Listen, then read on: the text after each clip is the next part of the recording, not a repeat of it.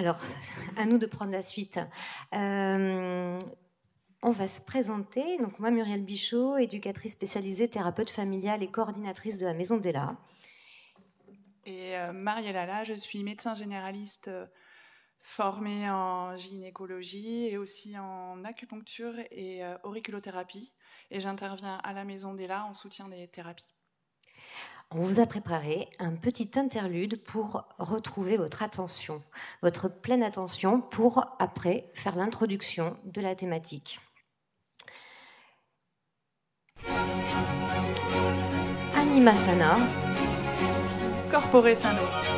Un esprit sain. Dans un corps sain. Le corps, c'est elle. L'esprit, c'est elle. Docteur Marielle. Et Muriel. De la Maison d'Ella. À votre écoute. Coûte que coûte. À votre écoute. Coûte que coûte.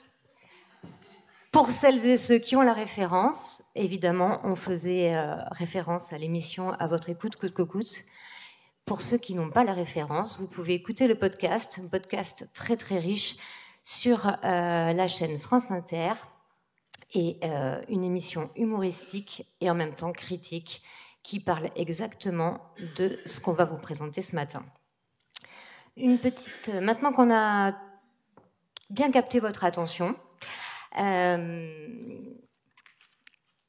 votre écoute, coûte, ça pourrait être presque la devise de l'équipe. Une devise de l'équipe. On a plein de devises. Il faut tenir bon. Petit clin d'œil à toutes nos collègues qui ne sont pas là ce matin, parce qu'elles travaillent. On a aussi une autre devise, prendre soin de soi pour prendre soin des autres. Tout autant de devises qui nous font tenir tous les jours pour accompagner les femmes victimes de violences. Donc je voulais vous remercier tout d'abord pour votre présence et l'intérêt porté sur cette thématique, une thématique qui nous tient vraiment à cœur, puisque elle est au centre de nos pratiques. À la Maison d'Ella, nous prenons en charge le psychotraumatisme des femmes victimes de violences depuis l'ouverture, depuis 2019. Notre pratique n'a de cesse de s'affiner avec l'expérience, avec l'expertise acquise. Cependant, notre approche est restée toujours la même, psychocorporelle, et nous y tenons. Nous allons donc introduire l'importance des approches psychocorporelles dans la prise en charge des psychotraumatismes vécus par les femmes victimes de violences. Le psychotraumatisme, juste pour réintroduire le sujet, au sens clinique, désigne les conséquences psychologiques potentiellement durables d'un événement ou d'une série d'événements dépassant les capacités d'adaptation d'un individu. Il peut s'agir d'un événement unique, comme une agression sexiste, une agression sexuelle. Malheureusement, la liste n'est pas exhaustive.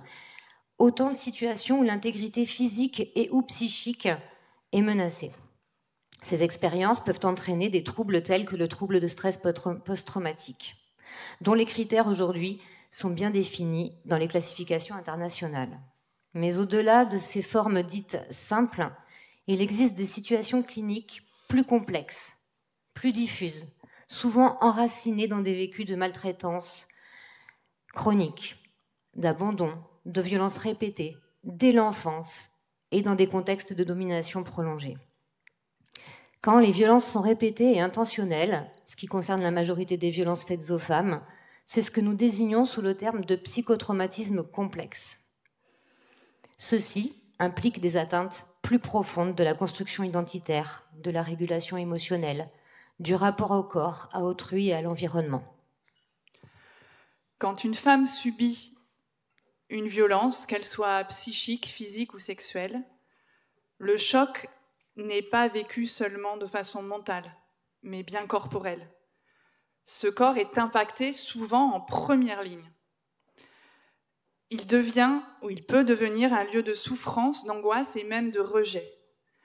Beaucoup de femmes que nous avons rencontrées témoignent de douleurs chroniques, troubles viscéraux, troubles du sommeil, ou encore un sentiment de détachement corporel ou d'inexistence de lien entre elles et leur corps. Si les approches classiques sont bien sûr essentielles, elles peuvent parfois ne pas suffire. Et c'est là que nous pouvons introduire les approches psychocorporelles. Une très récente méta-analyse publiée dans le journal BMJ, qui est un journal de recherche scientifique médicale très connue, montre que dans la dépression, une activité physique a autant d'impact qu'un antidépresseur. Je parle des dépressions légères et modérées. C'est très intéressant, ce genre d'études, et effectivement, on peut le rapporter au psychotraumatisme. Certaines femmes ne peuvent pas mettre de mots sur ce qu'elles ont subi, vécu. D'autres ne s'en souviennent pas précisément, c'est le principe même du psychotraumatisme et de la mémoire. D'autres encore sont trop bouleversées. Et surtout, parfois, les impacts corporels dominent. C'est le corps qui parle en priorité. Les approches psychocorporelles, comme l'ostéopathie, la méditation pleine conscience, la sophrologie, l'art-thérapie, la psychomotricité, mais on peut intégrer aussi certains exercices physiques, le yoga, par exemple.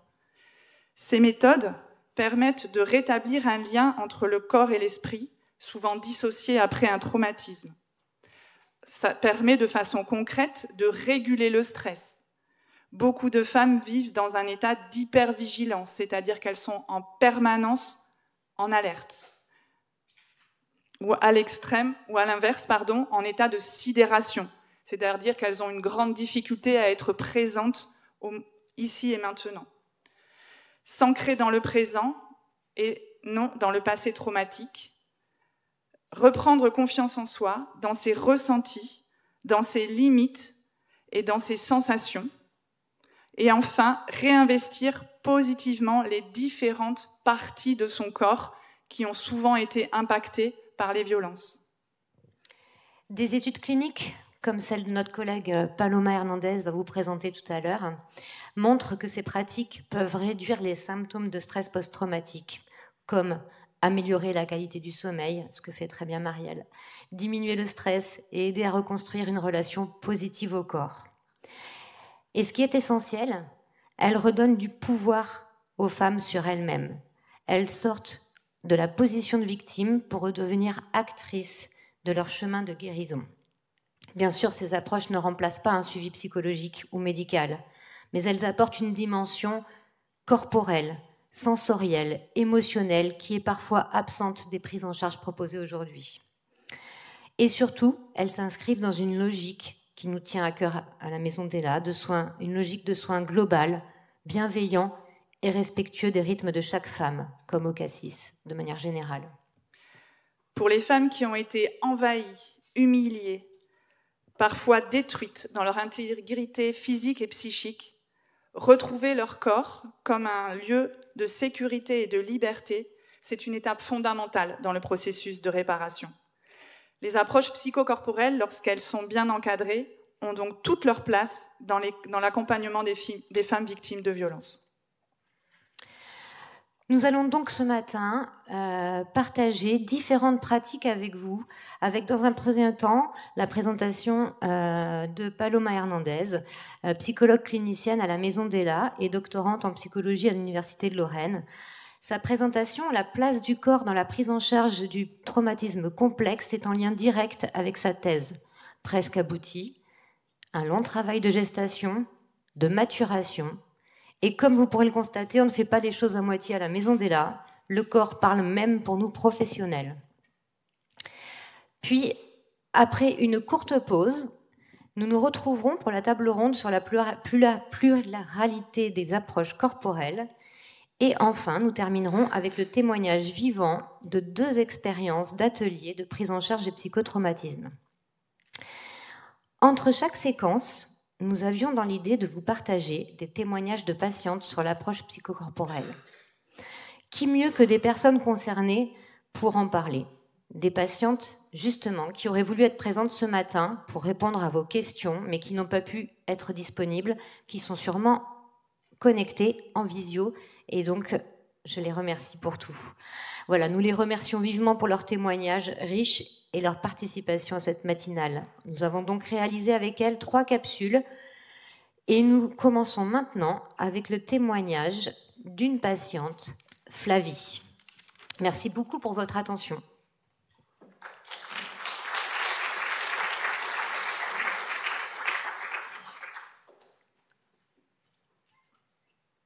Alors, j'ai eu le privilège de faire des séances d'acupuncture, l'ostéopathie et l'art-thérapie. Et en plus, la sophrologie. L'ostéopathe a travaillé les zones de migraine et l'acupuncture, mais ça a complètement changé ma vie. Complètement changé ma vie. Même si notre travail est revu par la professionnelle, elle se base déjà sur notre idée, nos pensées. Or, si je me pose et je reviens sur moi, là, je reprends les choses en main et je décide juste d'arrêter. Je ne permettrai plus jamais que quelqu'un dispose de ma vie.